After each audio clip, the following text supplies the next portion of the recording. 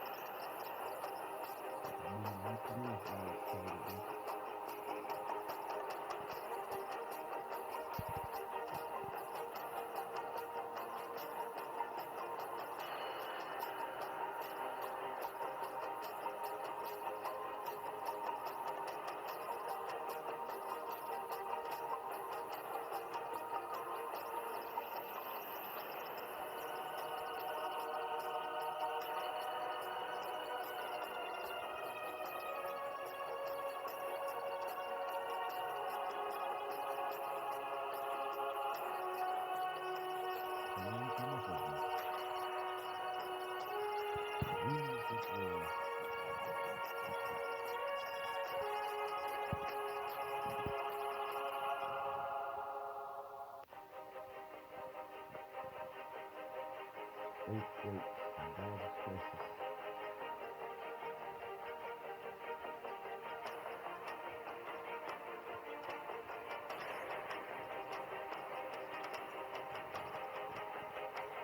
Okay. Slow.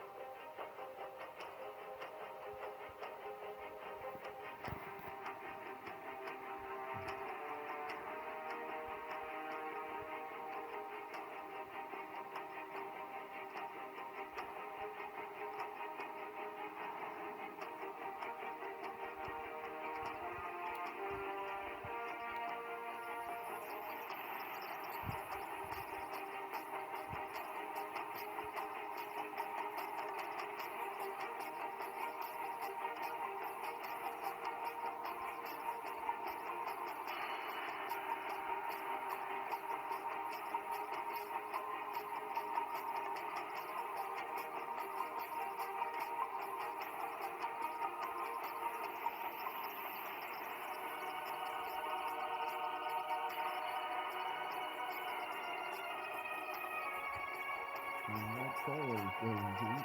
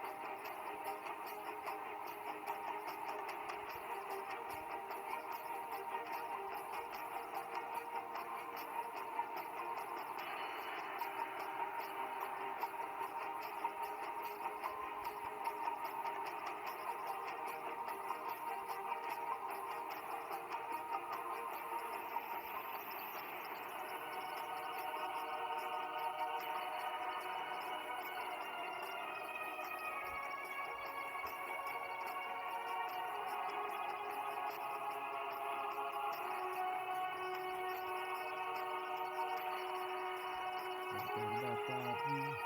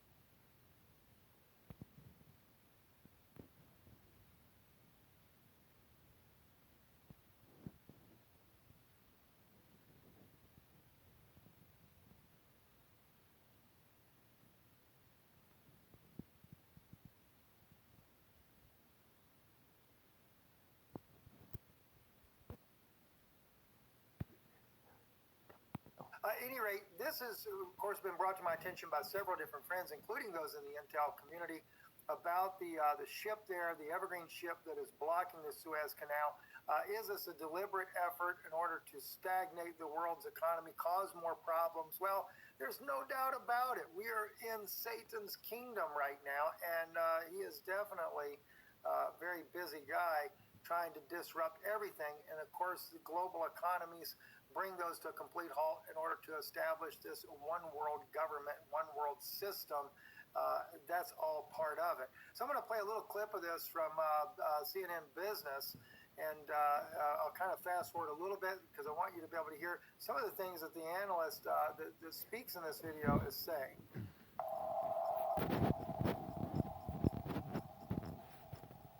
What this is going to cause is kind of an accordion effect on world trade.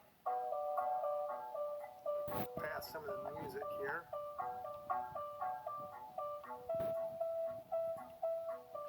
Well, it's not letting me move it forward.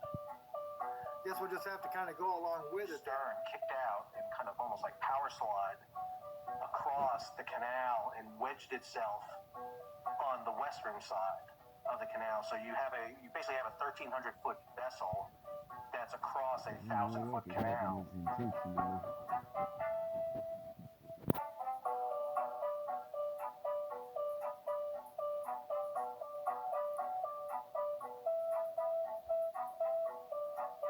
Kind of makes you wonder if the tugboats are not there, not trying to rescue the ship, but keeping it wedged in the canal.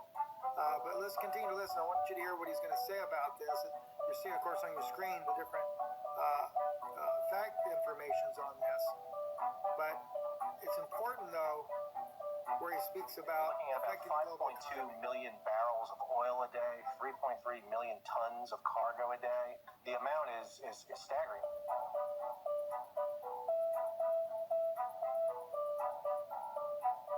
Well, you're going to see immediately gas prices go up in Europe. You're going to see commodities that are needed for manufacturing in Europe may not be able to get there. So you may see car production factories shut down because parts are not arriving in time. There could be material in there for COVID, for swabs for testing. The Suez Canal is the jugular vein of trade, and now you've pinched it closed, and it's going to have a huge detrimental effect on the world economy. All right, that's really what I wanted to get to, and unfortunately we had to kind of go through the whole video and to do that. But with that being stated, is it intentional? There's absolutely no doubt about that it is intentional, and to do that. But with that being stated, is it intentional? There's absolutely no doubt about that it is intentional. It's to affect and to collapse global economic system one step at a time in order to bring you under a new world order, a globalist regime, because the beast empire in the Middle East, in Israel, is rising to take that power. Then I also got this information here. This, of course, is another tactic of collapsing nations, bringing them under submission to this globalist agenda. And sadly, it's the U.S. that's involved in this. U.S. trucks cross into Iraq with smuggled Syrian wheat, is the report. And unfortunately, a lot of people that support our military feel like, well, we deserve this because we're over there doing what? Destabilizing the entire region is what we're actually over there for. But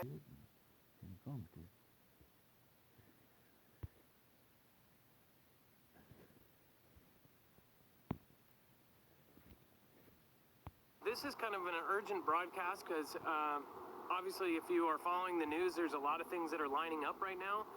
I don't know if you've been following of course, the Suez Canal, Ever Given, that has been blocking